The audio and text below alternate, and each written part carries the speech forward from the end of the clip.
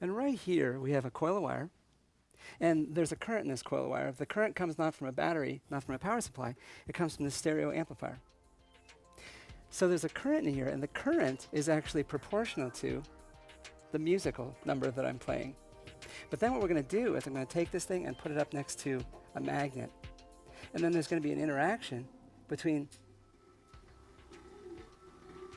Cool. That's so cool. And what's happening is the current in here is pushing on the magnet, and the magnet is pushing the container. Net result? Cool! Awesome! Oh, yeah. John Bon Jovi has never sounded so good. Oh, yes. Now, this interaction between moving charged particles happens here because we've got electrons which are moving through the wire. That's making electricity, interacts with the magnet, makes a speaker, makes a motor. But there's one other place where this principle is at work on a really, really huge scale.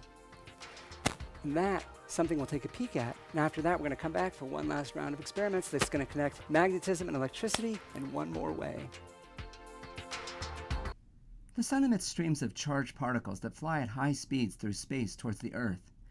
When these moving charged particles encounter the Earth's magnetic field, the magnetic force bends their paths.